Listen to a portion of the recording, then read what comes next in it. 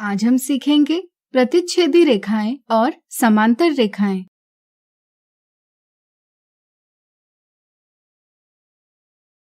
आप रेखाखंड यानी लाइन सेगमेंट और रेखा यानी लाइन के बारे में पहले से जानते हैं। आपको याद होगा कि दो बिंदुओं को जोड़ने वाला सबसे छोटा मार्ग एक रेखाखंड को दर्शाता है। जैसे यहाँ बिंदु A और बिंदु B को जोड़ने से प्राप्त आकृति रेखाखंड AB है। जब हम रेखाखंड को उसके दोनों ओर बिना किसी अंत के बढ़ाते हैं तो हमें एक रेखा प्राप्त होती है। हम कह सकते हैं कि रेखा न तो किसी बिंदु से शुरू होती है और न ही किसी बिंदु पर समाप्त होती है। यह अनंत तक बढ़ती जाती है, जिसे हम दोनों ओर तीर का निशान बनाकर दर्शाते हैं। क्या आप बता सकते हैं इस रेखा को हम कैसे नाम देंगे? सोचिए सोचिए।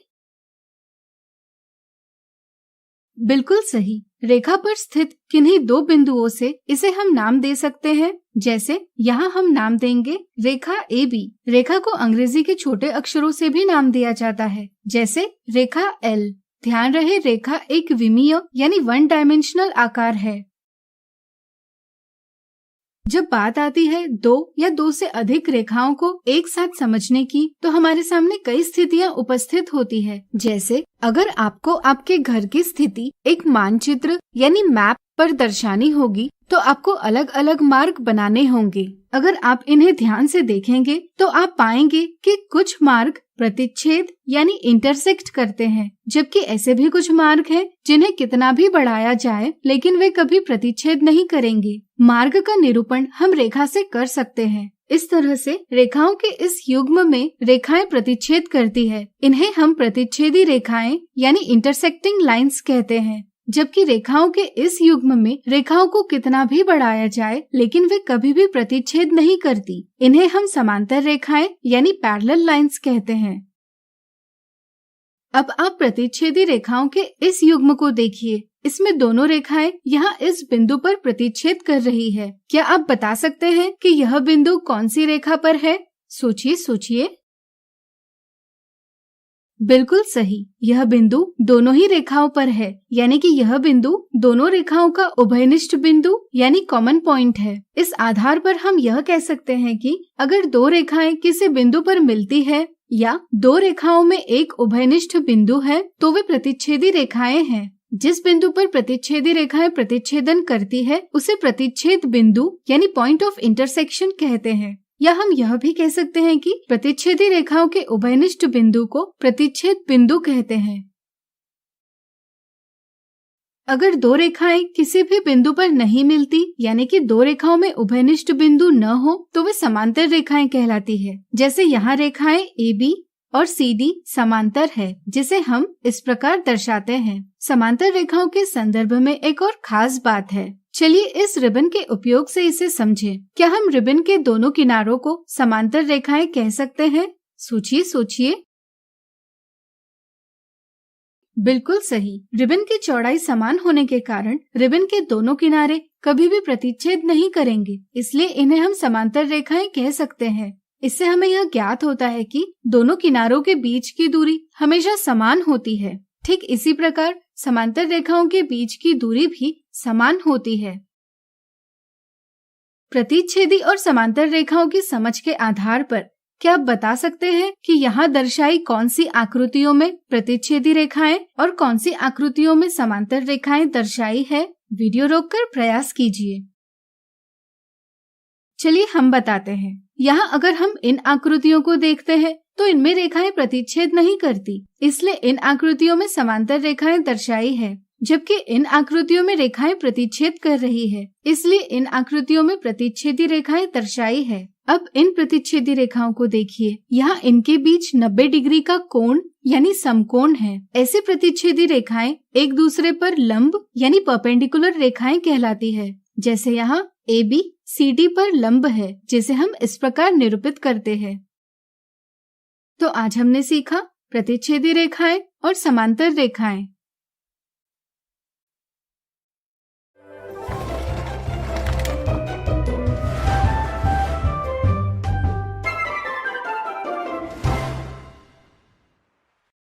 आज हम सीखेंगे पूरक कोण और संपूरक कोण।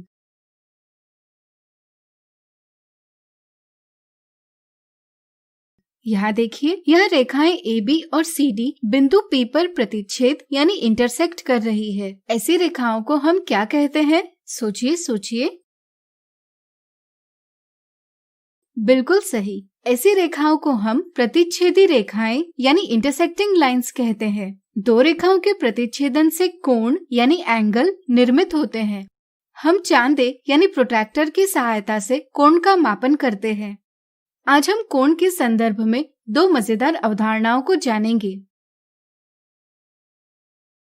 यहाँ देखिए, यह कुछ आकृतियाँ दी है। इनमें से 3 आकृतियों में एक खास संबंध है और चौथी आकृति इन सबसे अलग है। क्या आप बता पाएंगे वह संबंध क्या है? वीडियो रोककर प्रयास कीजिए।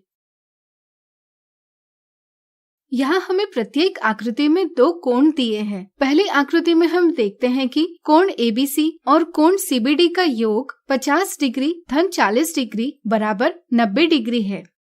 आकृति B में भी हम देखते हैं कि कोण PQR धन कोण ABC बराबर 63 डिग्री धन 27 डिग्री बराबर 90 डिग्री है। इसी तरह अगर हम आकृति D की बात करें तो यहाँ कोण DEF धन कोण LMN बराबर 75 डिग्री धन 15 डिग्री बराबर 90 डिग्री है।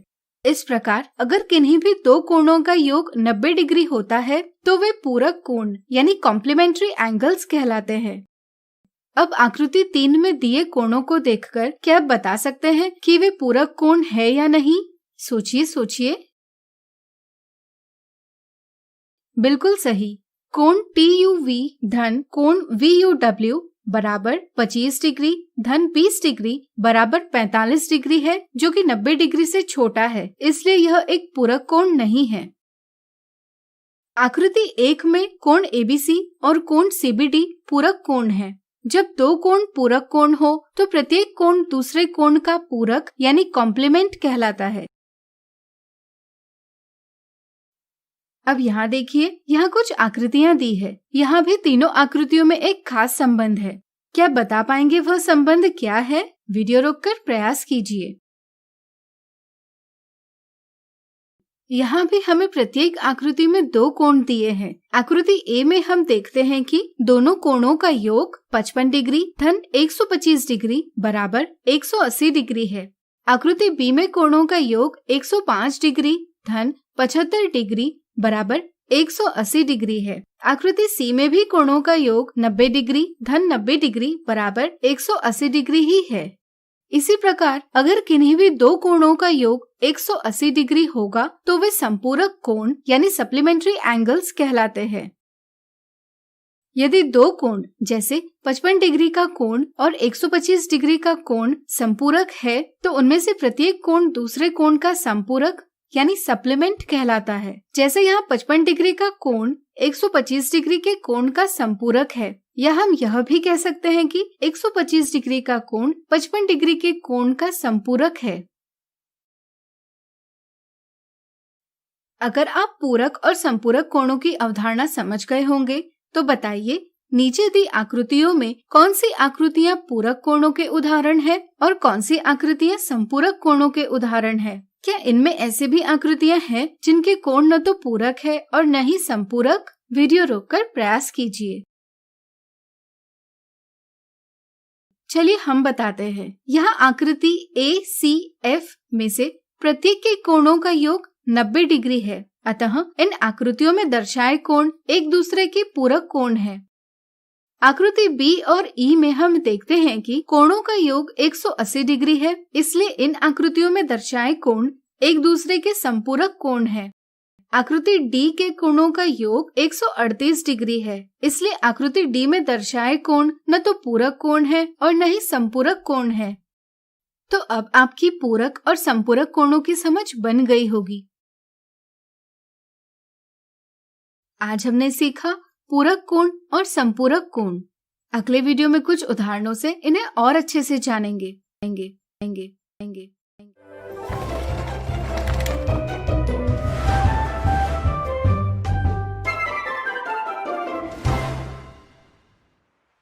आज हम देखेंगे पूरक कोण और संपूरक कोण के उदाहरण।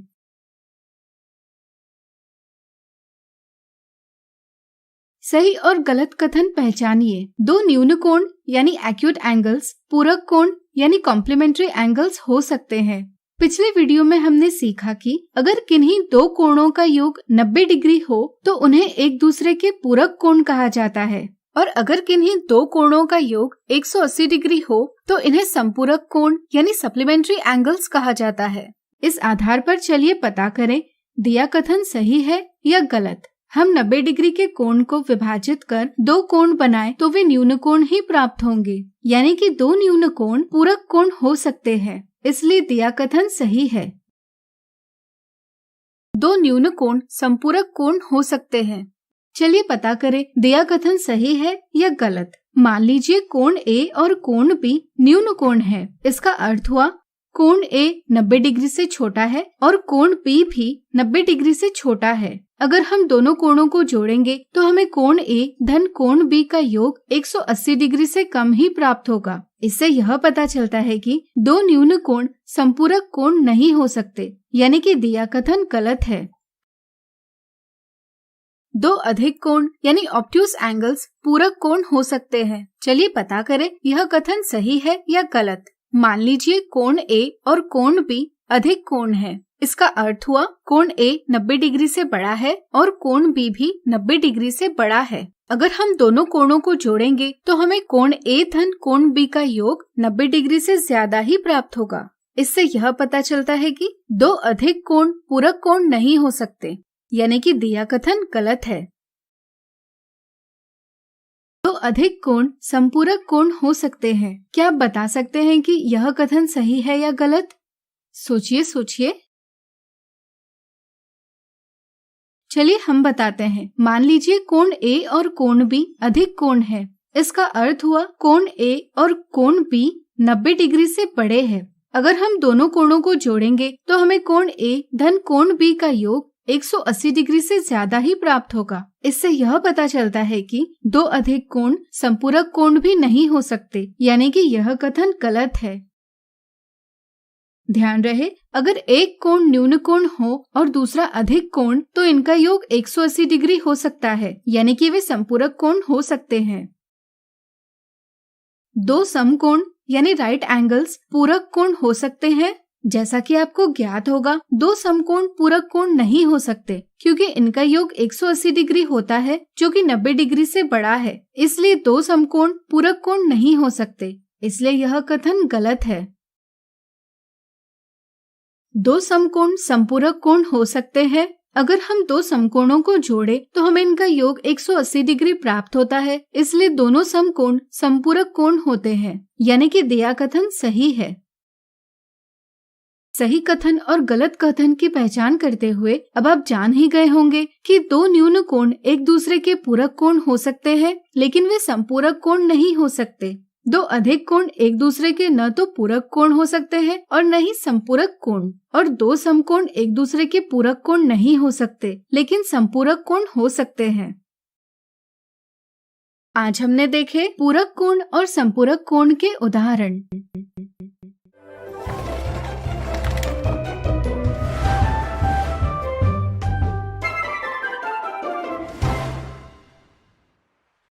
आज हम सीखेंगे आसन्न कोण।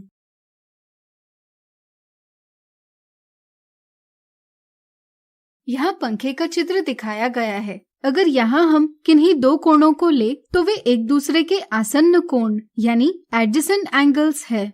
इन्हें पहचानने के लिए हमें इनकी अवधारणा को ठीक प्रकार से जानना आवश्यक है। तो चलिए जानते हैं आसन्न कोण क्या होते हैं। मान लीजिए किरण यानी रे OB, OA और OC एक ही शीर्ष यानी वर्टेक्स से शुरू होकर अलग अलग दिशाओं में बढ़ती है। इस तरह से वे कोण AOB, कोण AOC और कोण BOC बनाते हैं। कोण AOB और कोण AOC की अगर हम बात करें तो इनमें कुछ बातें ध्यान देने वाली है। जैसे यहाँ शीर्ष O दोनों कोणों का उभयनिष्ठ शीर्ष यानी कॉमन वर्टेक्स है। इसी तरह भुजा OA इन दोनों कोणों की उभयनिष्ठ भुजा यानी कॉमन साइड है। जो भुजाएं उभयनिष्ठ नहीं है वे उभयनिष्ठ भुजा के एक एक तरफ है, यानी कि उनके अभ्यंतर एक दूसरे को कभी नहीं ढकते, यानी कि उनका अतिव्यापन यानी ओवरलैपिंग नहीं होगा। कोणों के ऐसे युग्म को हम आसन्न कोण कहते हैं।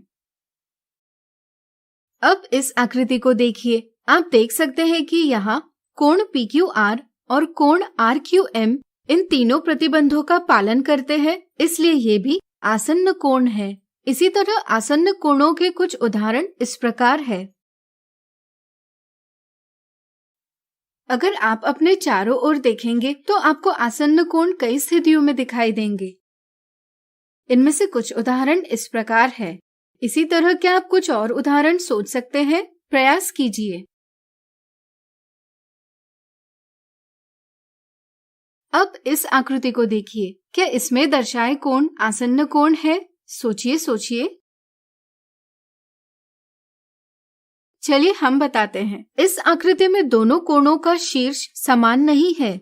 एक कोण का शीर्ष A है जबकि दूसरे कोण का शीर्ष B है, इसलिए इसमें दर्शाए कोण आसन्न कोण नहीं है। अब इस आकृति को देखिए। क्या इसमें दर्शाए कोण आसन्न कोण है? चलिए हम बताते हैं। इस आकृति में दोनों कोणों का शीर्ष समान है, लेकिन इनमें से कोई भी उभयनिष्ठ भुजा नहीं है, इसलिए इसमें दर्शाए कोण भी आसन्न कोण नहीं है। अब इस आकृति को देखिए। क्या इसमें दर्शाए कोण आसन्न कोण है? सोचिए सोचिए। बिल्कुल सही। इस आकृति में दोनों कोणों का शीर्ष समान है। इनमें एक उभयनिष्ठ भुजा भी है, लेकिन दोनों कोणों के अभ्यंतर का अतिव्यापन भी हो रहा है, इसलिए इसमें दर्शाए कोण भी आसन्न कोण नहीं कहे जा सकते। इसलिए ध्यान रहे, दो कोणों को हम तभी आसन्न कोण कहेंगे जब उनके लिए तीनों स्थितियां सत्य होती है। इनमें से अगर कोई एक स्थिति भी असत्य हो तो कोण आसन्न कोण नहीं होते। तो आज हमने सीखा आसन्न कोण। अगले वीडियो में हम सीखेंगे रैखिक युग्म।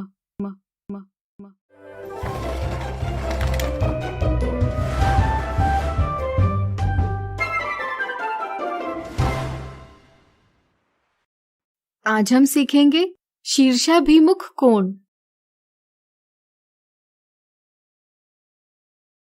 इस कैंची को देखिए। अगर हम इसकी दोनों भुजाओं को रेखाएं यानी लाइंस मान ले तो यहाँ हमें दो रेखाएं प्रतिच्छेद यानी इंटरसेक्ट करती नजर आती है। इनके प्रतिच्छेदन से यहाँ 4 कोण यानी एंगल्स बन रहे हैं। चलिए इसे आकृति के रूप में व्यक्त करें। जैसा कि आप देख सकते हैं, यहाँ रेखा AB रेखा DC को बिंदु O पर परस्पर प्रतिच्छेद कर रही है, जिसके कारण यहाँ 4 कोण बन रहे हैं। क्या आप बता सकते हैं वे कौन से हैं? सोचिए सोचिए। बिल्कुल सही। इनके नाम हैं कोण AOT, कोण DOP, कोण BOC और कोण COA।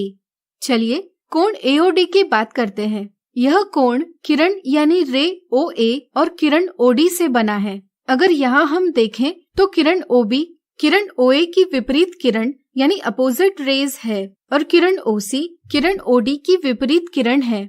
यह इन विपरीत किरणों से कोण BOC बना है।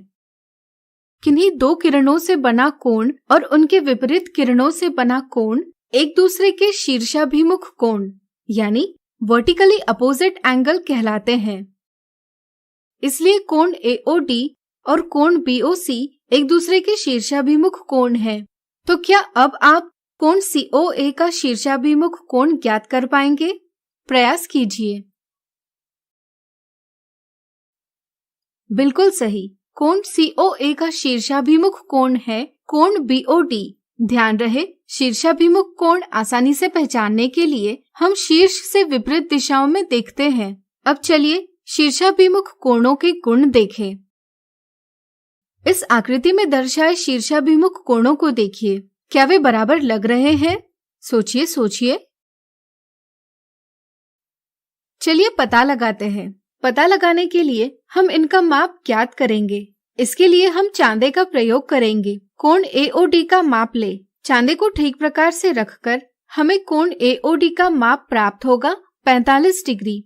इसी प्रकार से अगर हम कोण AOD के शीर्षाभिमुख कोण BOC का माप ज्ञात करेंगे तो यह हमें 45 ही प्राप्त होगा। इसी तरह अगर हम कोण COA का माप ज्ञात करेंगे तो यह हमें 135 डिग्री प्राप्त होगा, जो कि कोण BOD के माप के बराबर ही आएगा। इससे हमें पता चलता है कि दो शीर्षाभिमुख कोणों का माप बराबर होता है। इस तरह से दो रेखाओं के प्रतिच्छेदन से बनने वाले शीर्षाभिमुख कोणों के माप समान होते हैं। चलिए इसे सत्यापित करें। जैसा कि आपको ज्ञात होगा, जब हम एक रेखा पर बने दो कोणों की बात करते हैं तो वे एक रैखिक युग्म यानी लीनियर पेयर है। और जैसा कि आप जानते हैं, रैखिक युग्म का कुल माप 180 डिग्री होता है। इस समझ से रेखा AB के लिए हम लिख सकते हैं कोण AOD धन कोण DOB बराबर 180 डिग्री, और रेखा CD के लिए हम लिख सकते हैं कोण AOD धन कोण COA बराबर 180 डिग्री। इसे समीकरण 1 नाम दें, इसे समीकरण 2 नाम दें। यहाँ अगर हम समीकरण यानी इक्वेशन 1 से समीकरण 2 को घटाएं तो हमें प्राप्त होगा कोण AOD धन कोण DOB ऋण कोण AOD धन कोण COA बराबर 180 डिग्री ऋण 180 डिग्री, यानी कि कोण AOD धन कोण DOB ऋण कोण AOD ऋण कोण COA बराबर 0, यानी कि कोण DOB ऋण कोण COA बराबर 0। इस व्यवकलन का परिणाम 0 तभी संभव है जब कोण DOB और कोण COA बराबर हो। लेकिन अगर हम देखें तो ये दोनों कोण एक दूसरे के शीर्षाभिमुख कोण हैं। इससे यह सत्यापित होता है कि शीर्षाभिमुख कोण बराबर होते हैं। क्या आप इसी प्रकार से यह सत्यापित कर सकते हैं कि कोण AOD बराबर कोण BOC है? स्वयं प्रयास कीजिए। तो आज हमने सीखा शीर्षाभिमुख कोण। अगले वीडियो में हम तिर्यकछेदी रेखा का अर्थ समझेंगे। आज हम सीखेंगे तिर्यकछेदी रेखा। क्या आप नॉट एंड क्रॉस खेल खेलते हैं? इसे खेलने के लिए हमें 4 रेखाएं यानी लाइंस बनानी आवश्यक होती है। क्या आप पता कर सकते हैं यहाँ प्रत्येक रेखा कितनी अतिरिक्त रेखाओं को प्रतिच्छेद यानी इंटरसेक्ट करती है? सोचिए सोचिए। बिल्कुल सही। आप देख पाएंगे कि यहाँ प्रत्येक रेखा 2 अतिरिक्त रेखाओं को भिन्न बिंदुओं यानी पॉइंट्स पर प्रतिच्छेद करती है। वह रेखा जो एक ही तल यानी प्लेन में स्थित 2 या 2 से अधिक रेखाओं को भिन्न बिंदुओं पर प्रतिच्छेद करती है, उन रेखाओं की तिर्यकछेदी रेखा यानी ट्रांसवर्सल कहलाती है। जैसे अगर यहाँ आप देखेंगे तो यहाँ रेखा R, रेखा P और रेखा Q को भिन्न बिंदुओं पर प्रतिच्छेद कर रही है। इसलिए रेखा R, रेखा P और रेखा Q की तिर्यकछेदी रेखा है। यह 2 रेखाओं के साथ विभिन्न कोण यानी एंगल बनाती है, जिनमें काफी रोचक संबंध होते हैं। इन्हें हम आने वाले वीडियो में देखेंगे। अभी के लिए हम तिर्यकछेदी रेखा की समझ बनाएंगे। इस आकृति को देखिए। यहाँ आप देख सकते हैं कि रेखा P और रेखा Q समांतर यानी पैरेलल है। इन दोनों को रेखा R भिन्न बिंदुओं पर प्रतिच्छेद कर रही है। इसलिए हम रेखा R को रेखा P और रेखा Q की तिर्यकछेदी रेखा कह सकते हैं। यहाँ आप यह भी देख सकते हैं कि 2 रेखाओं की तिर्यकछेदी रेखा उन्हें 2 भिन्न बिंदुओं पर प्रतिच्छेद करती है, यानी कि 2 रेखाओं की तिर्यकछेदी रेखा के 2 प्रतिच्छेदन बिंदु यानी पॉइंट ऑफ इंटरसेक्शन होते हैं। अब इस आकृति को देखिए। क्या यहाँ भी रेखा R एक तिर्यकछेदी रेखा है? सोचिए सोचिए। जैसा कि हमने पढ़ा, वह रेखा जो एक ही तल में स्थित 2 या 2 से अधिक रेखाओं को भिन्न बिंदुओं पर प्रतिच्छेद करती है, उन रेखाओं की एक तिर्यकछेदी रेखा कहलाती है। क्योंकि यहाँ रेखा R, रेखा P, रेखा Q और रेखा S को भिन्न बिंदुओं पर प्रतिच्छेद कर रही है, इसलिए हम रेखा R को रेखा P, Q और S की तिर्यकछेदी रेखा कह सकते हैं। यहाँ आप यह भी देख सकते हैं कि 3 रेखाओं की तिर्यकछेदी रेखा के 3 प्रतिच्छेदन बिंदु होते हैं। इसी तरह अगर हम 4 रेखाओं की तिर्यकछेदी रेखा बनाएं, तो वह उन्हें 4 प्रतिच्छेदन बिंदुओं पर प्रतिच्छेद करेगी। अब इस आधार पर हम कह सकते हैं कि तिर्यक छेदी रेखा के प्रतिच्छेदन बिंदुओं की संख्या प्रतिच्छेदन की जाने वाली रेखाओं की संख्या के बराबर होती है। तो बताइए 6 रेखाओं की तिर्यक छेदी रेखा के प्रतिच्छेदन बिंदुओं की संख्या क्या होगी? सोचिए सोचिए। बिल्कुल सही, यह संख्या होगी 6। अब चलिए इस आकृति की बात करें। क्या यहाँ रेखा R, रेखा P और रेखा Q की तिर्यक छेदी रेखा है? सोचिए सोचिए।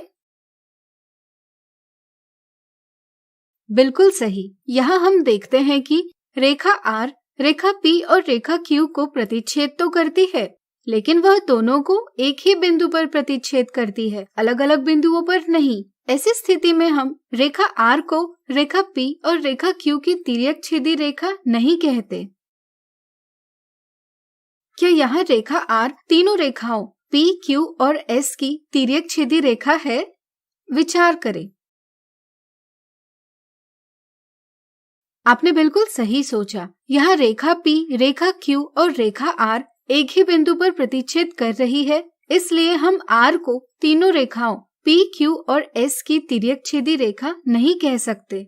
लेकिन अगर हम देखें तो यहाँ R, Q और S को अलग बिंदुओं पर प्रतिच्छेद करती है, इसलिए हम R को Q और S की तिर्यक छेदी रेखा जरूर कह सकते हैं। इसी तरह हम यह भी देखते हैं कि R, P और रेखा S को भी अलग बिंदुओं पर प्रतिच्छेद करती है, इसलिए R इन दोनों की भी तिर्यक छेदी रेखा है। अब आपकी तिर्यक छेदी रेखाओं की समझ ठीक से बन गई होगी। अब जरा सोचिए, 2 रेखाओं के लिए कितनी तिर्यक छेदी रेखाएं खींची जा सकती है? चलिए हम बताते हैं। रेखाएं दोनों तरफ अपरिमित रूप से बढ़ती जाती है, इसलिए हम इनकी अपरिमित रूप से अनेक तिर्यक छेदी रेखाएं खींच सकते हैं।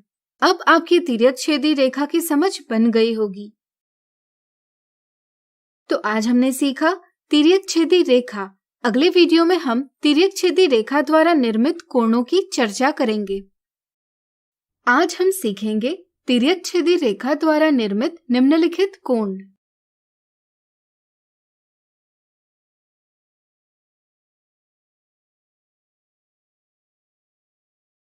पिछले वीडियो में हमने सीखा कि 2 या 2 से अधिक रेखाओं यानी लाइंस को भिन्न बिंदुओं पर प्रतिच्छेद यानी इंटरसेक्ट करने वाली रेखा एक तिर्यक छेदी रेखा यानी ट्रांसवर्सल कहलाती है। जैसे 2 मार्गों को एक तीसरा मार्ग प्रतिच्छेद करता है, तो प्रतिच्छेद करने वाले मार्ग के रूप में हम एक तिर्यक छेदी रेखा देख सकते हैं। तिर्यक छेदी रेखा जब 2 रेखाओं को प्रतिच्छेद करती है तो कुल 8 कोण निर्मित होते हैं। आज हम तिर्यक छेदी रेखा द्वारा निर्मित कुछ कोणों की समझ बनाएंगे। तो चलिए शुरुआत करते हैं। यहाँ देखिए, यहाँ रेखा L, रेखा M और रेखा N को भिन्न बिंदुओं पर प्रतिच्छेद कर रही है, इसलिए हम इसे एक तिर्यक छेदी रेखा कह सकते हैं। अब हम देखते हैं कि कोण 1, कोण 2, कोण 3 और कोण 4 M और N इन दोनों रेखाओं के अंदर है। तिर्यक छेदी रेखा द्वारा 2 रेखाओं पर निर्मित वे सभी कोण जो 2 रेखाओं के मध्य हो अंतः कोण यानी इंटीरियर एंगल्स कहलाते हैं। लेकिन अगर हम बात करें कोण 5, कोण 6, कोण 7 और कोण 8 की, तो ये सभी M और N इन दोनों रेखाओं के बाहर है। तिर्यक छेदी रेखा द्वारा 2 रेखाओं पर निर्मित वे सभी कोण जो 2 रेखाओं के बाहर हो बाह्य कोण यानी एक्सटीरियर एंगल्स कहलाते हैं। अब कोण 1 और कोण 3 की बात करते हैं। अगर हम देखें तो ये कोण M और N इन दोनों रेखाओं के अंदर है और वे तिर्यक छेदी रेखा के एक ही तरफ है। हम कहते हैं कि कोण 1 और कोण 3 तिर्यक छेदी रेखा के एक ही तरफ बने अंतः कोणों का युग्म है। दी आकृति में इस प्रकार का एक और युग्म छुपा है। क्या आप उसे ढूंढ पाएंगे? प्रयास कीजिए। आपने बिल्कुल सही पहचाना। यहाँ कोण 1 और कोण 3 के युग्म के साथ कोण 2 और कोण 4 का युग्म भी तिर्यक छेदी रेखा के एक ही तरफ बने अंतः कोणों का युग्म है। चलिए इसे समझने के लिए एक और मजेदार उदाहरण लें। यहाँ रेखा AB रेखाएं CE को P बिंदु पर और DE को Q बिंदु पर प्रतिच्छेद कर रही है, जिससे वह कुल 8 कोण बना रही है। क्या आप ज्ञात कर सकते हैं यहाँ तिर्यकछेदी रेखा AB द्वारा निर्मित अंतः कोण कौन से हैं? सोचिए सोचिए। चलिए हम बताते हैं। इनमें अंतः कोण है कोण CPB, कोण BPE, कोण DQA और कोण AQE। क्या इसी तरह आप बाह्य कोण ज्ञात कर पाएंगे? सोचिए सोचिए। बिल्कुल सही। तिर्यकछेदी रेखा AB द्वारा बनने वाले बाह्य कोण है कोण CPA, कोण APE, कोण DQP और कोण BQE। अब आप तिर्यकछेदी रेखा के एक तरफ बने अंतः कोणों के युग्म ज्ञात कर पाएंगे। प्रयास कीजिए। चलिए हम बताते हैं। तिर्यकछेदी रेखा AB के एक तरफ बने अंतः कोणों का एक युग्म है कोण CPB और कोण DQA और दूसरा युग्म है कोण AQE और कोण BPE। तो आज हमने सीखा तिर्यकछेदी रेखा द्वारा निर्मित निम्नलिखित कोण। अगले वीडियो में हम देखेंगे इनके कुछ उदाहरण। आज हम देखेंगे तिर्यकछेदी रेखा द्वारा निर्मित निम्नलिखित कोणों के उदाहरण।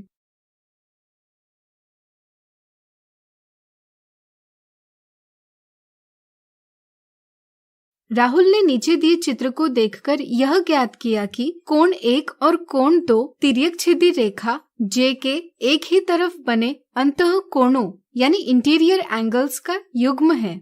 ज्ञात कीजिए कि राहुल की समझ सही है या गलत। पिछले वीडियो में हमने सीखा कि वह रेखा जो एक ही तल में स्थित 2 या 2 से अधिक रेखाओं को भिन्न बिंदुओं पर प्रतिच्छेद करती है एक तिर्यकछेदी रेखा यानी ट्रांसवर्सल कहलाती है। यहाँ हम देखते हैं कि रेखा J रेखा K और रेखा L को 2 भिन्न बिंदुओं पर प्रतिच्छेद करती है, इसलिए वह एक तिर्यकछेदी रेखा है। प्रतिच्छेद करते हुए यह रेखा कुल 8 कोण बनाती है। इन कोणों में हमें देखना है कि कोण 1 और कोण 2 तिर्यकछेदी रेखा J के एक ही तरफ बने अंतः कोणों का युग्म है अथवा नहीं। जैसा कि आप जानते हैं, वे 2 कोण जो तिर्यकछेदी रेखा द्वारा प्रतिच्छेद की जाने वाली 2 रेखाओं के मध्य है एवं तिर्यकछेदी रेखा के एक ही तरफ है, वे तिर्यकछेदी रेखा के एक ही तरफ बने अंतः कोणों का युग्म कहलाते हैं। हम कोण 1 और कोण 2 के संदर्भ में देखते हैं कि कोण 2 रेखा L और रेखा K के मध्य भी है और तिर्यकछेदी रेखा J के एक तरफ भी है। लेकिन कोण 1 की बात करें तो यह तिर्यकछेदी रेखा के उस तरफ ही है जिस तरफ कोण 2 है, लेकिन यह रेखा K और रेखा L के मध्य नहीं है। इसलिए हम इन 2 कोणों को तिर्यकछेदी रेखा J के एक ही तरफ बने अंतः कोणों का युग्म नहीं कह सकते। इसलिए राहुल की समझ गलत है। अगला उदाहरण। दी गई आकृति में रेखा L, रेखा N और रेखा M की तिर्यकछेदी रेखा है। ज्ञात कीजिए इस आकृति में तिर्यकछेदी रेखा L द्वारा बनाए गए अंतः कोण यानी इंटीरियर एंगल्स कौन से हैं? पिछले वीडियो में हमने सीखा कि तिर्यकछेदी रेखा द्वारा 2 रेखाओं पर निर्मित वे सभी कोण जो 2 रेखाओं के मध्य हो अंतः कोण कहलाते हैं। इस आधार पर क्या आप बता सकते हैं यह अंतः कोण कौन से हैं? सोचिए सोचिए। चलिए हम बताते हैं। जैसा कि आप देख सकते हैं, यह रेखा M और रेखा N के मध्य में तिर्यकछेदी रेखा L द्वारा बनाए गए कोण हैं कोण 3, कोण 4, कोण 5 और कोण 8। इसलिए दिए गए चित्र में ये सभी कोण अंतः कोण हैं। अगला उदाहरण। दी गई आकृति में रेखा L, रेखा N और रेखा M की तिर्यकछेदी रेखा है। ज्ञात कीजिए इस आकृति में तिर्यकछेदी रेखा L द्वारा बनाए गए बाह्य कोण यानी एक्सटीरियर एंगल्स कौन से हैं? जैसा कि आप जानते हैं, तिर्यकछेदी रेखा द्वारा 2 रेखाओं पर निर्मित वे सभी कोण जो 2 रेखाओं के बाहर हो बाह्य कोण कहलाते हैं। इस आधार पर क्या आप बता सकते हैं यहाँ बाह्य कोण कौन से हैं? सोचिए सोचिए। चलिए हम बताते हैं। जैसा कि आप देख सकते हैं, यह रेखा M और रेखा N के बाहर तिर्यक छेदी रेखा L द्वारा बनाए गए कोण है कोण 1, कोण 2, कोण 6 और कोण 7। इसलिए दिए चित्र में ये सभी कोण बाह्य कोण हैं। आज हमने देखे तिर्यक छेदी रेखा द्वारा निर्मित निम्नलिखित कोणों के उदाहरण। आज हम सीखेंगे तिर्यक छेदी रेखा द्वारा निर्मित निम्नलिखित कोण।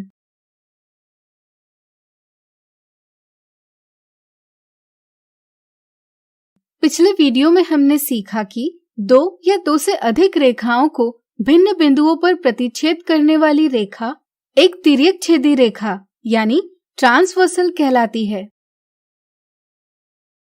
तिर्यक छेदी रेखा जब दो रेखाओं को प्रतिच्छेद करती है तो कुल 8 कोण निर्मित होते हैं। वे सभी कोण जो रेखाओं के मध्य हो अंतः कोण यानी इंटीरियर एंगल्स कहलाते हैं। वे सभी कोण जो दो रेखाओं के बाहर हो बाह्य कोण यानी एक्सटीरियर एंगल्स कहलाते हैं। इसी तरह दो कोणों का युग्म जो दो रेखाओं के मध्य है और तिर्यक रेखा के एक तरफ है कहलाता है तिर्यक छेदी रेखा के एक ही तरफ बने अंतः कोणों का युग्म। इस वीडियो में चलिए जानते हैं तिर्यक छेदी रेखा द्वारा निर्मित होने वाले कुछ और कोण। यहाँ देखिए, यहाँ रेखा L, रेखा M और रेखा N को भिन्न बिंदुओं पर प्रतिच्छेद कर रही है, इसलिए हम इसे एक तिर्यक छेदी रेखा कह सकते हैं। चूँकि यहाँ कोण 1, कोण 2, कोण 3 और कोण 4 M और N इन दोनों रेखाओं के मध्य है, इसलिए अंतः कोण है। अगर हम कोण 1 और कोण 4 की बात करें तो वे अंतः कोण हैं। उनका शीर्ष यानी वर्टेक्स अलग है एवं वे तिर्यक रेखा के सम्मुख यानी अपोजिट स्थिति पर बने हैं। ऐसे कोणों को एकांतर अंतः कोण यानी अल्टरनेट इंटीरियर एंगल्स कहा जाता है। इसी तरह यहाँ कोण 2 और कोण 3 भी एकांतर अंतः कोणों का युग्म है। क्या आप इसी प्रकार का कोई संबंध कोण 5 और कोण 8 में प्रस्थापित कर पाएंगे? सोचिए। चलिए हम बताते हैं। यहाँ अगर हम बात करें कोण 5, कोण 6, कोण 7 और कोण 8 की, तो ये सभी M और N इन दोनों रेखाओं के बाहर है, इसलिए ये सभी बाह्य कोण यानी एक्सटीरियर एंगल्स है। लेकिन कोण 5 और कोण 8 की बात की जाए तो वे बाह्य कोण हैं। उनका शीर्ष अलग है एवं वे तिर्यक रेखा के सम्मुख स्थिति पर बने हैं। ऐसे कोणों को एकांतर बाह्य कोण यानी अल्टरनेट एक्सटीरियर एंगल्स कहा जाता है। यहाँ कोण 6 और कोण 7 भी एकांतर बाह्य कोणों का युग्म है। अब चलिए बात करते हैं कोण 1 और कोण 5 की। दोनों के शीर्ष अलग है, दोनों तिर्यक छेदी रेखा के एक ही तरफ बने हैं, लेकिन इनमें एक अंतः कोण है और दूसरा बाह्य कोण है। ऐसे कोण संगत कोण यानी करस्पॉन्डिंग एंगल्स कहलाते हैं। क्या आप संगत कोणों के और युग्म ज्ञात कर पाएंगे? प्रयास कीजिए। चलिए हम बताते हैं। यहाँ कोण 3 और कोण 7, कोण 8 और कोण 4 एवं कोण 2 और कोण 6 भी संगत कोणों के युग्म हैं। चलिए इन्हें समझने के लिए एक और मजेदार उदाहरण ले। यहाँ रेखा AB रेखा CE को P बिंदु पर और DE को Q बिंदु पर प्रतिच्छेद कर रही है। क्या आप ज्ञात कर सकते हैं यह तिर्यक रेखा AB द्वारा निर्मित एकांतर अंतः कोण कौन से हैं? वीडियो रोककर प्रयास कीजिए। चलिए हम बताते हैं। जैसा कि आप देख सकते हैं, यहाँ तिर्यक छेदी रेखा AB कुल 8 कोण बना रही है। इनमें एकांतर अंतः कोणों के युग्म है कोण CPB और कोण AQE एवं कोण DQA और कोण BPE। इसी तरह एकांतर बाह्य कोणों के युग्म है कोण CPA और कोण BQE एवं कोण APE और कोण DQB। और संगत कोणों के युग्म है कोण CPA और कोण DQA, कोण CPB और कोण DQB, कोण APE और कोण PQE एवं कोण QPE और कोण BQE। तो आज हमने सीखा तिर्यक छेदी रेखा द्वारा निर्मित निम्नलिखित कोण। अगले वीडियो में हम देखेंगे इनके कुछ उदाहरण। आज हम देखेंगे तिर्यकछेदी रेखा द्वारा निर्मित निम्नलिखित कोणों के उदाहरण।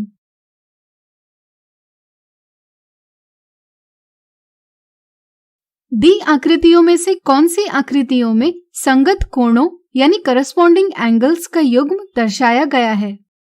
पिछले वीडियो में हमने सीखा कि अगर दो कोणों के शीर्ष यानी वर्टेक्स अलग है, दोनों तिर्यकछेदी रेखा के एक ही तरफ बने हैं, लेकिन इनमें एक अंतः कोण है और दूसरा बाह्य कोण है, तो ऐसे कोण संगत कोण कहलाते हैं।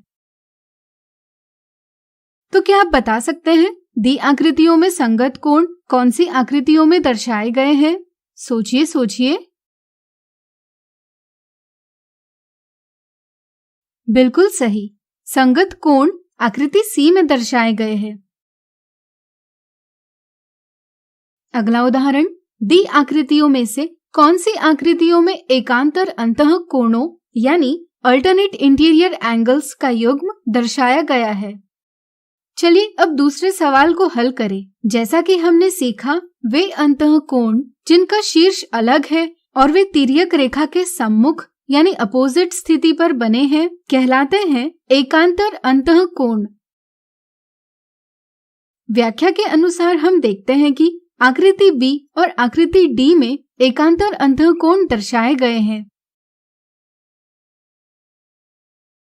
अगला उदाहरण, दी आकृतियों में से कौन सी आकृतियों में एकांतर बाह्य कोणों यानी अल्टरनेट एक्सटीरियर एंगल्स का युग्म दर्शाया गया है?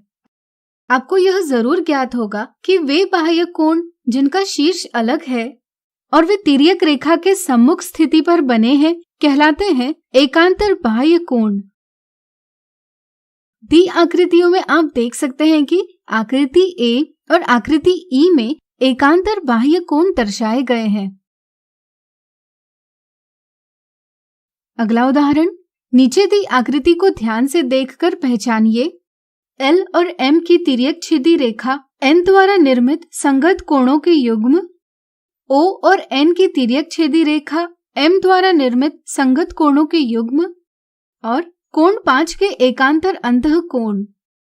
जैसा कि आप देख सकते हैं, एल और एम की तिर्यकछेदी रेखा एन द्वारा निर्मित कोण है कोण 1, कोण 2, कोण 3, कोण 4 और कोण 5। इनमें से कोण 1 और कोण 3 इन दो कोणों के शीर्ष अलग है, दोनों तिर्यकछेदी रेखा के एक ही तरफ बने हैं एवं इनमें एक अंतः कोण है और दूसरा बाह्य कोण है, इसलिए ये दोनों संगत कोणों का एक युग्म है। इनके अलावा यहाँ कोई और संगत कोणों का युग्म नहीं दर्शाया गया है। जैसा कि आप देख सकते हैं, ओ और एन की तिर्यकछेदी रेखा एम द्वारा निर्मित कोण है कोण 2, कोण 3, कोण 4, कोण 5 और कोण 6। इनमें से कोण 3 और कोण 6 इन दो कोणों के शीर्ष अलग है, दोनों तिर्यकछेदी रेखा के एक ही तरफ बने हैं एवं इनमें एक अंतः कोण है और दूसरा बाह्य कोण है, इसलिए ये दोनों संगत कोणों का एक युग्म है। इनके अलावा यहाँ कोई और संगत कोणों का युग्म नहीं दर्शाया गया है। अब चलिए कोण 5 के एकांतर अंतः कोण ज्ञात करें। यहाँ O और N की तिर्यकछेदी रेखा M द्वारा निर्मित कोण 6 की बात करें तो इसका शीर्ष कोण 5 के शीर्ष से भिन्न है और दोनों कोण तिर्यकछेदी रेखा M के सम्मुख स्थिति पर बने अंतः कोण है, इसलिए हम कह सकते हैं कि कोण 6 कोण 5 का एकांतर अंतः कोण है। दी आकृति में कोण 5 का एक और एकांतर अंतः कोण है, क्या आप उसे ढूंढ पाएंगे? प्रयास कीजिए। चलिए हम बताते हैं। L और M की तिर्यकछेदी रेखा N द्वारा निर्मित कोण 1 का शीर्ष कोण 5 के शीर्ष से भिन्न है और दोनों कोण तिर्यक रेखा N के सम्मुख स्थिति पर बने अंतः कोण है, इसलिए हम कह सकते हैं कि कोण 1 भी कोण 5 का एकांतर अंतः कोण है। इस तरह से कोण 5 के एकांतर अंतः कोण है कोण 6 और कोण 1। तो आज हमने देखे तिर्यकछेदी रेखा द्वारा निर्मित निम्नलिखित कोणों के उदाहरण। आज हम तिर्यक छेदी रेखा द्वारा निर्मित सभी कोणों का स्मरण करेंगे।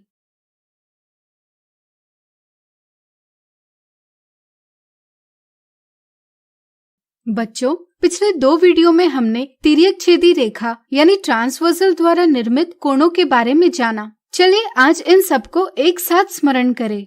जब हम 2 रेखाएं यानी लाइंस AB और CD खींचते हैं और इनकी एक तिर्यक छेदी रेखा EF खींचते हैं, जो रेखा AB को बिंदु O पर और रेखा CD को बिंदु P पर प्रतिच्छेद करती है, तो इससे हमें छायांकित कोण प्राप्त होते हैं। यहाँ उनके नाम हैं कोण AOE, कोण EOB, कोण AOF, कोण BOF, कोण CPE, कोण DPE, कोण CPF, कोण DPF। जैसा कि आप देख सकते हैं, यहाँ कोण AOF रेखा AB और रेखा CD के मध्य में स्थित है। तिर्यक छेदी रेखा द्वारा 2 रेखाओं पर निर्मित वे सभी कोण जो 2 रेखाओं के मध्य में स्थित हो अंतः कोण यानी इंटीरियर एंगल्स कहलाते हैं। इसलिए कोण AOF यह एक अंतः कोण है। क्या आप इसी तरह कुछ और अंतः कोण बता पाएंगे? प्रयास कीजिए।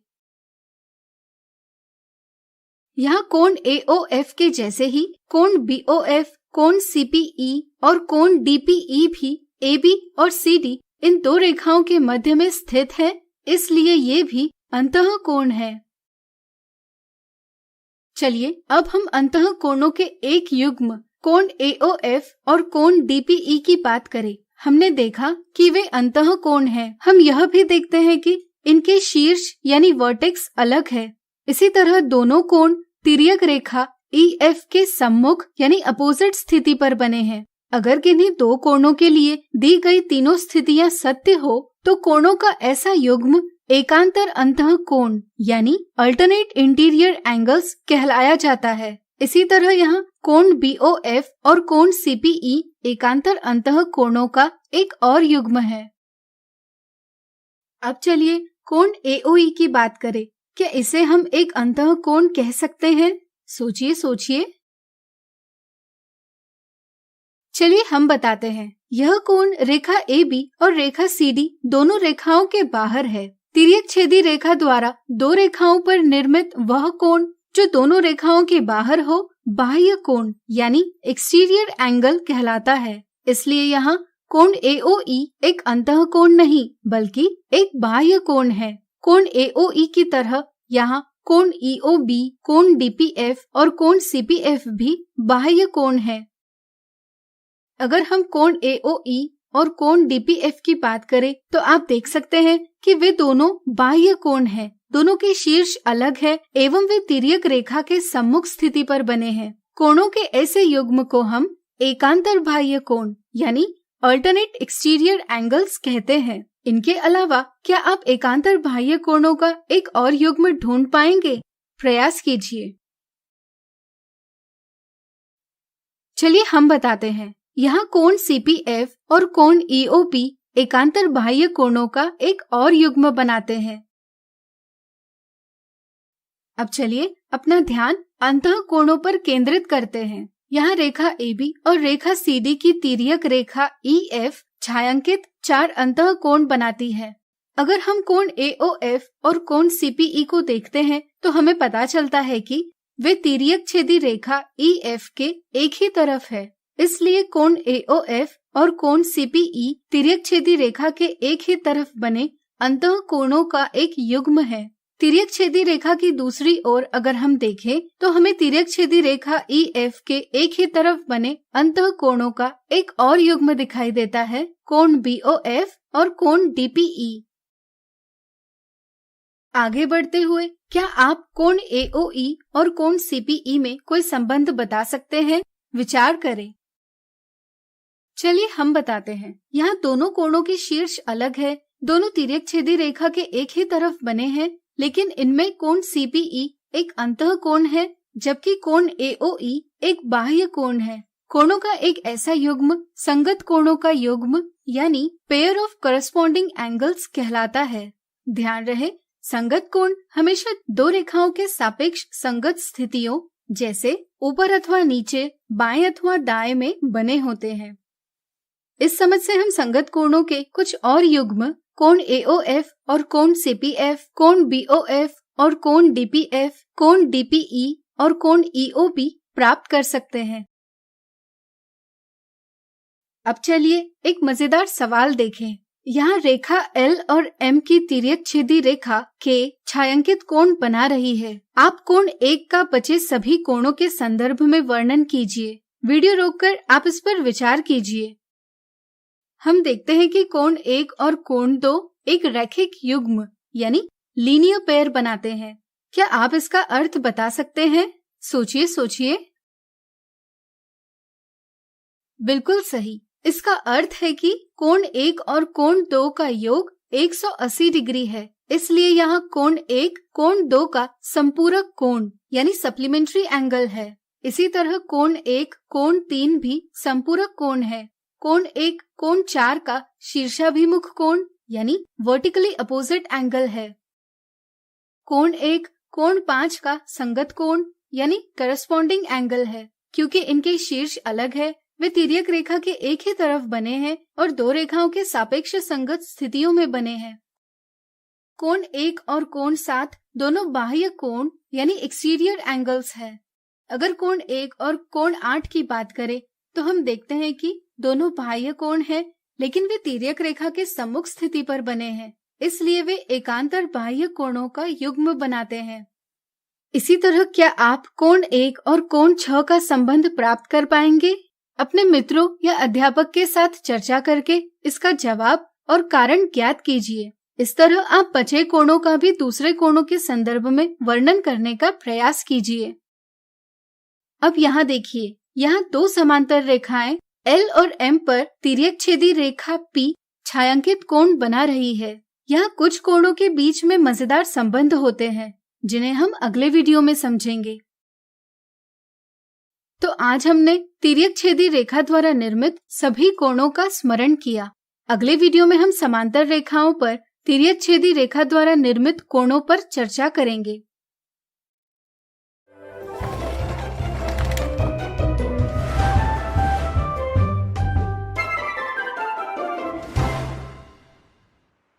सीखेंगे समांतर रेखाओं पर तिर्यकछेदी रेखा द्वारा निर्मित कोण।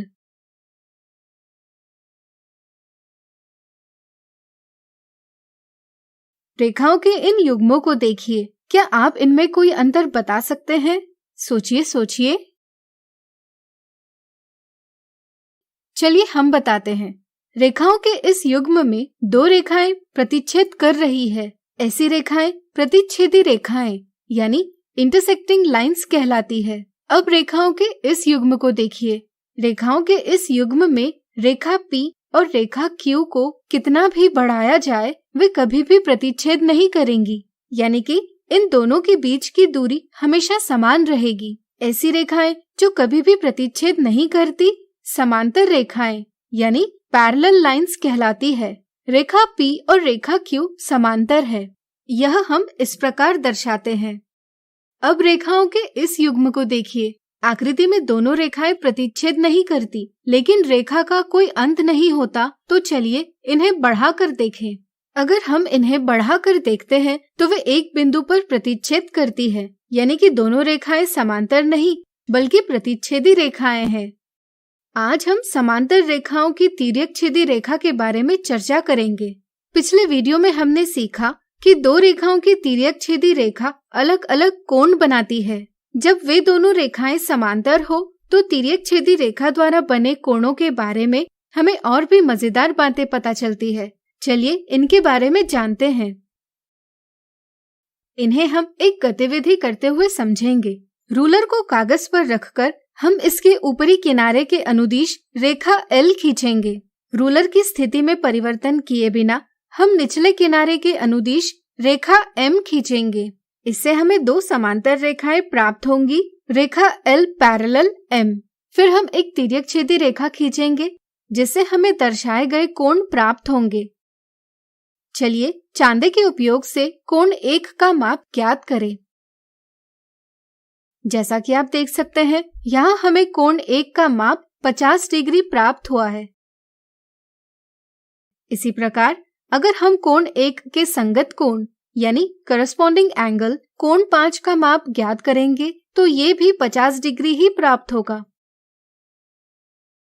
हम कह सकते हैं कि संगत कोण कोण 1 और कोण 5 बराबर है।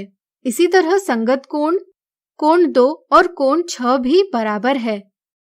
संगत कोण कोण 3 और कोण 7 भी बराबर है और संगत कोण कोण 4 और कोण 8 भी बराबर है। ध्यान रहे, ये सभी संगत कोण समांतर रेखाओं की तिर्यक छेदी रेखा द्वारा बनाए गए हैं। अब इस आकृति को देखिए। इसमें 2 रेखाएं और उनकी तिर्यक छेदी रेखा दर्शाई गई है, लेकिन यहाँ दोनों रेखाएं समांतर नहीं है। क्या इस स्थिति में भी संगत कोणों के प्रत्येक युग्म का माप समान होगा? विचार करें। चलिए इसे पता करें। अगर हम ट्रेस पेपर पर इस कोण को बना ले और इसे उसके संगत कोण पर रखें तो हमें पता चलता है कि वे एक दूसरे को पूरी तरह से नहीं ढक पाते। अगर हम चांदे की सहायता से किसी कोण और उसके संगत कोण का माप ज्ञात करेंगे तो हमें ज्ञात होगा कि इस स्थिति में संगत कोणों के माप भिन्न हैं। तो बताइए, इन दोनों स्थितियों से आपको क्या पता चलता है? इससे हमें पता चलता है कि यदि 2 समांतर रेखाएं किसी तिर्यक छेदी रेखा द्वारा काटी जाती है तो संगत कोणों के प्रत्येक युग्म का माप समान होता है। यदि रेखाएं समांतर न हो तो उनकी तिर्यक रेखा द्वारा निर्मित संगत कोण बराबर नहीं होते। संगत कोणों का युग्म आसानी से पहचानने के लिए आप F का आकार ध्यान में रख सकते हैं। यहाँ ये कोण संगत कोण है, इसी तरह ये कोण भी संगत कोण है। वीडियो रोककर इस ट्रिक के माध्यम से संगत कोणों के युग्म ज्ञात कीजिए।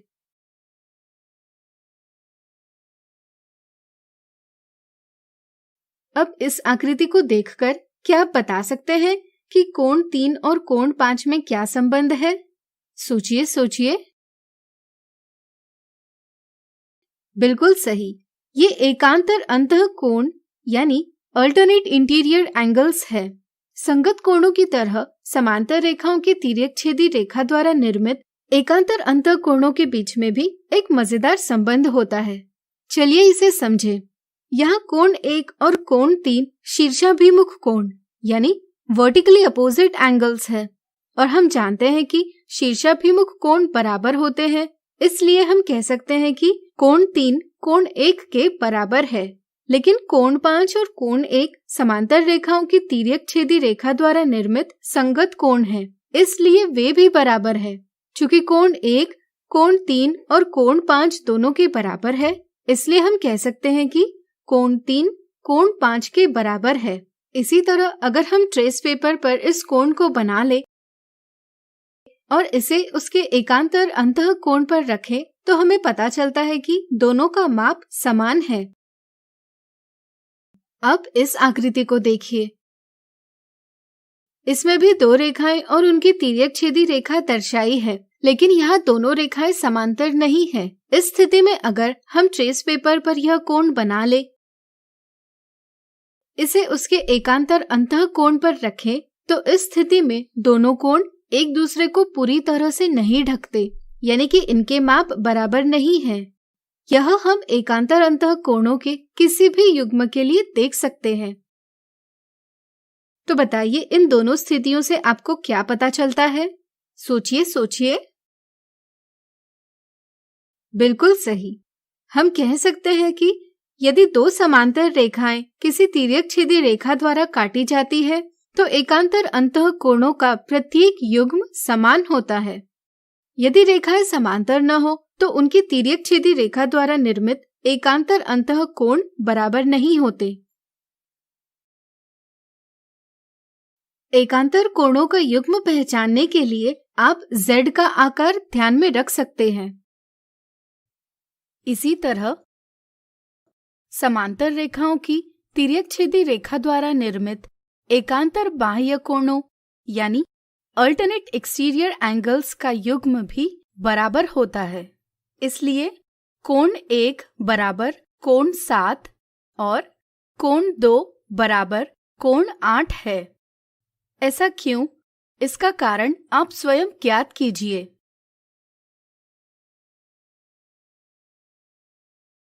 दी आकृति को देखकर क्या आप तिर्यकछेदी रेखा के एक ही तरफ बने अंतः कोणों का कोई एक युग्म बता पाएंगे? सोचिए सोचिए। बिल्कुल सही। यहाँ ऐसे युग्म हैं कोण 3 और कोण 6 या कोण 4 और कोण 5। चलिए कोण 4 और कोण 5 की बात करें। अगर हम देखें तो कोण 4 और कोण 2 शीर्षाभिमुख कोण है, इसलिए वे बराबर है। अगर आप दोनों कोणों का माप ज्ञात करेंगे तो आप पाएंगे कि दोनों में से प्रत्येक का माप 130 डिग्री है, यानी कि कोण 4 बराबर कोण 2 बराबर 130 डिग्री है। इसी तरह अगर हम देखें तो यहाँ कोण 5 कोण 1 का संगत कोण है, इसलिए कोण 5 बराबर कोण 1 बराबर 50 डिग्री है। अगर हम कोण 4 और कोण 5 को जोड़े तो हमें 130 डिग्री धन 50 डिग्री बराबर 180 डिग्री यह माप प्राप्त होता है। क्या आप बता सकते हैं कि यदि दो कोणों का योग 180 डिग्री हो तो इन्हें हम क्या कहते हैं? बिल्कुल सही, इन्हें हम संपूरक कोण यानी सप्लीमेंट्री एंगल्स कहते हैं। इसी तरह यहाँ आप देख सकते हैं कि कोण 3 और कोण 6 भी संपूरक है, क्योंकि यहाँ कोण 3 धन कोण 6 बराबर 180 डिग्री है। इससे हमें पता चलता है कि यदि दो समांतर रेखाएं किसी तिर्यकछेदी रेखा द्वारा काटी जाती है तो तिर्यकछेदी रेखा के एक ही तरफ बने अंतः कोणों का प्रत्येक युग्म संपूरक होता है।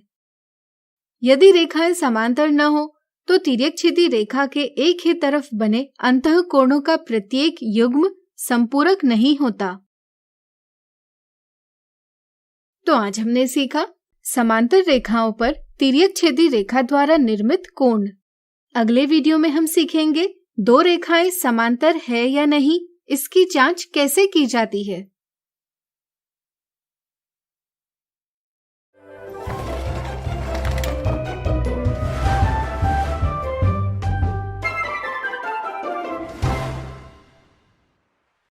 आज हम सीखेंगे दो रेखाएं समांतर है या नहीं, इसकी जांच कैसे की जाती है।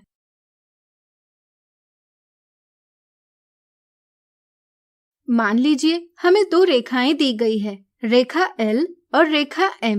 क्या ये दोनों रेखाएं समांतर यानी पैरेलल है? सोचिए सोचिए। चलिए हम बताते हैं। चलिए रेखा L और रेखा M की एक तिर्यकछेदी रेखा P खींचे। रेखा P द्वारा निर्मित विभिन्न कोण इस प्रकार है। F का आकार ध्यान में रखकर पता कीजिए यहाँ संगत कोणों यानी करस्पॉन्डिंग एंगल्स के युग्म कौन से हैं। आपको याद होगा कि यदि दो समांतर रेखाएं किसी तिर्यकछेदी रेखा द्वारा काटी जाती है तो संगत कोणों के प्रत्येक युग्म का माप समान होता है। क्या यहाँ संगत कोणों के प्रत्येक युग्म का माप समान है? चलिए पता करें। अगर हम इस कोण को ट्रेस पेपर पर बना ले और इसे उसके संगत कोण पर रखें तो हम देखते हैं कि दोनों कोण एक दूसरे को पूरी तरह ढकते हैं, यानी कि वे बराबर हैं। इसी तरह चलिए चांदे की सहायता से पता करते हैं कि संगत कोणों का यह युग्म बराबर है या नहीं। हम देखते हैं कि इन दोनों कोणों के माप समान हैं, यानी कि वे बराबर है।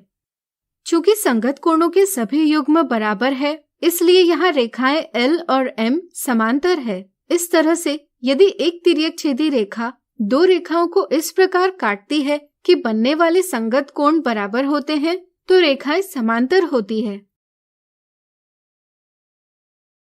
अब आप Z का आकार ध्यान में रखकर पता कीजिए कि यहाँ एकांतर अंतः कोणों के युग्म कौन से हैं।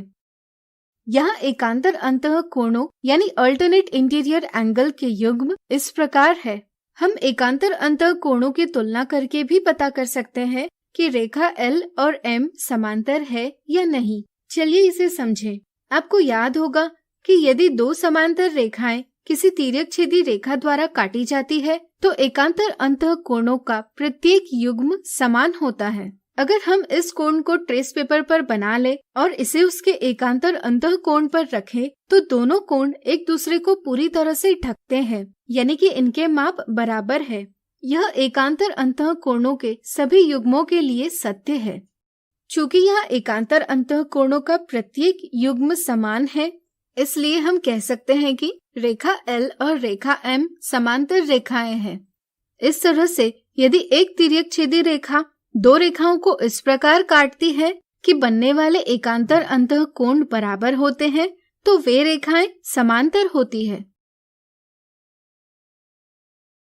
हम जानते हैं कि यदि दो समांतर रेखाएं किसी तिर्यक छेदी रेखा द्वारा काटी जाती है, तो तिर्यक छेदी रेखा के एक ही तरफ बने अंतःकोणों का प्रत्येक युग्म संपूरक यानी सप्लीमेंट्री होता है। अगर हम यहाँ देखें तो तिर्यक छेदी रेखा के एक ही तरफ बने अंतःकोणों के इस युग्म के कोण संपूरक है, यानी कि इनका योग 180 डिग्री है। इसलिए हम कह सकते हैं कि रेखा L और रेखा M समांतर रेखाएं हैं। इसी के साथ हम कह सकते हैं कि यदि एक तिर्यक छेदी रेखा दो रेखाओं को इस प्रकार काटती है कि तिर्यक छेदी रेखा के एक ही तरफ बने अंतःकोणों का युग्म संपूरक हो, तो हम कहते हैं कि रेखाएं समांतर है। इस तरह से अब आप संगत कोण, एकांतर अंतःकोण और तिर्यक छेदी रेखा के एक ही तरफ बने अंतःकोणों की सहायता से समांतर रेखाओं की जांच कर सकते हैं। आज हमने सीखा समांतर रेखाओं की जांच कैसे की जाती है। अगले वीडियो में हम इससे संबंधित कुछ उदाहरण देखेंगे।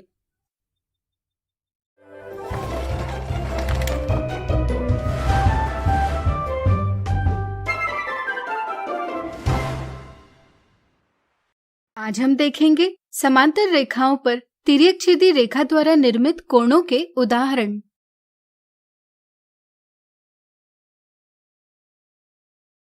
दिए गए चित्र में रेल के ट्रैक और सड़क का प्रतिच्छेदन दर्शाया गया है। ट्रैक की पटरियां समांतर है, इसी प्रकार सड़क के किनारे भी समांतर है। इस जानकारी के आधार पर x का माप ज्ञात कीजिए। यह सवाल दिखने में कठिन जरूर प्रतीत होता है, लेकिन यह काफी मजेदार सवाल है। चलिए इसे हल करें। यहाँ हम मान सकते हैं कि सड़क के किनारे और ट्रैक की पटरियां अपरिमित रूप से अनंत यानी इन्फिनिटी तक जाती है, इसलिए इन्हें हम समांतर रेखाओं यानी पैरेलल लाइंस के रूप में दर्शा सकते हैं। इस सवाल को हल करने के लिए चलिए रेखाओं पर कुछ बिंदु लेकर इन्हें नाम दें। इसी तरह हम इनके प्रतिच्छेदन पर बनने वाले बिंदुओं को भी नाम देंगे। यहाँ हमें दिया गया है कि कोण QBD बराबर 63 डिग्री है। यहाँ हम देखते हैं कि रेखा AD और रेखा EH समांतर है और रेखा PQ इनकी तिर्यक छेदी रेखा यानी ट्रांसवर्सल है। यहाँ कोण QBD और कोण PFE दो समांतर रेखाओं की तिर्यक छेदी रेखा द्वारा बने एकांतर अंतःकोण यानी अल्टरनेट इंटीरियर एंगल्स है, इसलिए वे बराबर है। यानी कि कोण QBD बराबर कोण PFE बराबर 63 डिग्री है। अब देखिए रेखा PQ और रेखा RS भी समांतर रेखाएं हैं और EH इनकी तिर्यक छेदी रेखा है। हम देखते हैं कि कोण PFE और कोण EGR संगत कोण यानी करस्पॉन्डिंग एंगल्स है। चूंकि वे समांतर रेखाओं की तिर्यक छेदी रेखा द्वारा निर्मित संगत कोण है, इसलिए वे बराबर है। इस तरह से कोण PFE बराबर कोण EGR बराबर 63 डिग्री। लेकिन जैसा कि आप देख सकते हैं, कोण EGR और कोण HGR दोनों ऐसे आसन्न कोण यानी एडजेसेंट एंगल्स है जहां किरण GE और GH ये दोनों विपरीत दिशाओं में आगे बढ़ने वाली किरणें हैं। इसलिए दोनों कोण मिलकर एक रैखिक युग्म यानी लीनियर पेयर बनाते हैं। यानी कि कोण EGR धन कोण HGR बराबर 180 डिग्री है। चूंकि हमें कोण EGR बराबर 63 डिग्री यह पता है, इसलिए हम कोण HGR का मान आसानी से ज्ञात कर सकते हैं। कोण HGR बराबर 180 डिग्री ऋण कोण EGR बराबर 180 डिग्री ऋण 63 डिग्री। इसलिए कोण HGR बराबर 117 डिग्री है। यानी कि दिए चित्र में x का मान है 117 डिग्री। इसे हम एक अलग विधि से भी हल कर सकते हैं। जैसे यहाँ रेखा PQ और रेखा RS समांतर है और रेखा AD उनकी तिर्यक छेदी रेखा है। हम कह सकते हैं कि कोण QBD बराबर कोण SCD बराबर 63 डिग्री है, क्योंकि वे संगत कोण है। इसी तरह रेखा AD और रेखा EH समांतर है और RS उनकी तिर्यक छेदी रेखा है। यहाँ हम कह सकते हैं कि कोण SCD धन कोण HGR बराबर 180 डिग्री है, क्योंकि हम जानते हैं कि समांतर रेखाओं पर तिर्यक छेदी रेखा के एक ही तरफ बने अंतः कोण संपूरक कोण यानी सप्लीमेंट्री एंगल्स होते हैं, इसलिए इनका योग 180 डिग्री होगा। इसलिए हम कह सकते हैं कि कोण HGR बराबर 180 डिग्री ऋण कोण SCD। चूंकि कोण SCD बराबर 63 डिग्री है, इसलिए कोण HGR बराबर 180 डिग्री ऋण 63 डिग्री बराबर 117 डिग्री है, यानी कि x का मान है 117 डिग्री। अगला उदाहरण, रेखा LM रेखा PQ और ST की तिर्यक छेदी रेखा है। कोण MCQ बराबर 32 डिग्री और कोण SOM बराबर 148 डिग्री है। स्पष्ट कीजिए कि रेखा PQ और रेखा ST समांतर है। यहाँ हम देखते हैं कि कोण MCQ और कोण LCP शीर्षाभिमुख कोण यानी वर्टिकली अपोजिट एंगल्स है, इसलिए वे बराबर होंगे, यानी कोण MCQ बराबर कोण LCP बराबर 32 डिग्री है।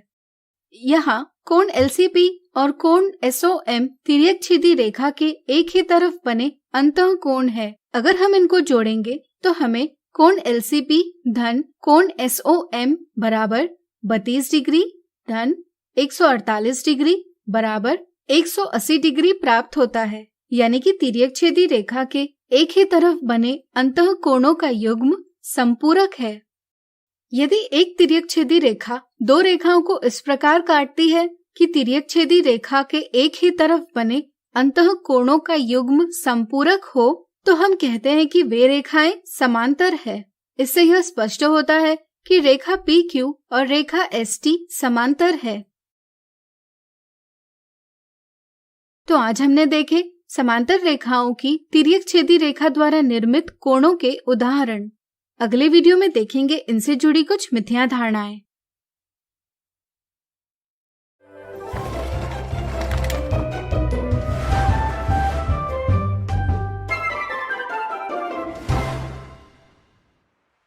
आज हम देखेंगे समांतर रेखाओं पर तिर्यक छेदी रेखा द्वारा निर्मित कोणों से संबंधित मिथ्या धारणाएं।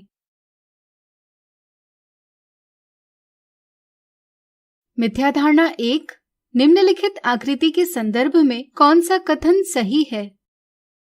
कुछ बच्चे यह याद कर लेते हैं कि Z के आकार से बनने वाले कोण समान होते हैं। आकृति में Z का आकार एकांतर अंतः कोणों यानी अल्टरनेट इंटीरियर एंगल्स को दर्शाता है। चूंकि आकृति में कोण P और कोण Q इन एकांतर अंतः कोणों से Z का आकार बन रहा है, इसलिए वे समझते हैं कि कोण P और कोण Q बराबर है। कुछ बच्चे यह याद कर लेते हैं कि एकांतर अंतः कोण हमेशा समान होते हैं। दी आकृति में वे यह नजरअंदाज कर देते हैं कि रेखा X और रेखा Y समांतर नहीं है और समझते हैं कि एकांतर अंतः कोणों का युग्म कोण P और कोण Q बराबर है। इन दोनों स्थितियों में बच्चे ऑप्शन 1 यह जवाब देते हैं, लेकिन यह एक गलत जवाब है। सही समझ यह है कि एकांतर अंतः कोण सिर्फ उस स्थिति में बराबर होते हैं जब वे दो समांतर रेखाओं की तिर्यक छेदी रेखा द्वारा बनाए गए हो। चूंकि यहाँ रेखा X और रेखा Y समांतर नहीं है, इसलिए कोण P और कोण Q बराबर नहीं हो सकते, इसलिए ऑप्शन 2 सही जवाब है।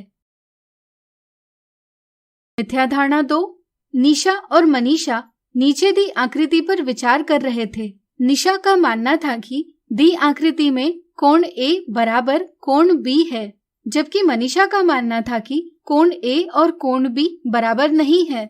ज्ञात कीजिए दोनों में से कौन सही है। कुछ बच्चे यह याद कर लेते हैं कि संगत कोण के युग्म हमेशा बराबर होते हैं। वे इस बात को नजरअंदाज कर देते हैं कि दी आकृति में रेखा Q और रेखा R समांतर नहीं है। वे सोचते हैं कि कोण A और कोण B संगत कोण है, इसलिए वे बराबर है, लेकिन यह एक गलत समझ है। इसलिए निशा की समझ गलत है, यानी कि ऑप्शन 1 गलत जवाब है। सही समझ यह है कि दो संगत कोण सिर्फ उस स्थिति में बराबर हो सकते हैं जब वे दो समांतर रेखाओं की तिर्यकछेदी रेखा द्वारा बने हों। यहाँ कोण A और कोण B रेखा Q और रेखा R पर रेखा P के प्रतिच्छेदन से बने हैं। ये संगत कोण जरूर है, लेकिन रेखा Q और रेखा R समांतर नहीं है, इसलिए हम उन्हें बराबर नहीं कह सकते। इसलिए यहाँ मनीषा की समझ सही है, यानी कि ऑप्शन 2 सही जवाब है। मिथ्या धारणा 3, ज्ञात कीजिए क्या रेखा C एक तिर्यकछेदी रेखा है। इस आकृति को देखिए। अगर बच्चों को पूछा जाए कि दी आकृति में दर्शाई रेखा C क्या एक तिर्यकछेदी रेखा है, तो कुछ बच्चे इसका जवाब नहीं देते हैं। कुछ बच्चे यह समझ बना लेते हैं कि अगर दो समांतर रेखाओं को कोई रेखा प्रतिच्छेद करती है तो सिर्फ उसी स्थिति में प्रतिच्छेद करने वाली रेखा एक तिर्यकछेदी रेखा कहलाती है, इसलिए वे जवाब देते हैं नहीं। लेकिन यह एक गलत समझ है। ध्यान रहे, यह आवश्यक नहीं कि प्रतिच्छेद की जाने वाली दोनों रेखाएं समांतर ही हो, बल्कि किन्हीं भी दो रेखाओं को अगर तीसरी रेखा प्रतिच्छेद करती है तो वह एक तिर्यकछेदी रेखा कहलाती है। इसलिए यहाँ C एक तिर्यकछेदी रेखा है। तो आज हमने देखी समांतर रेखाओं की तिर्यकछेदी रेखा द्वारा निर्मित कोणों से संबंधित मिथ्या धारणाएं।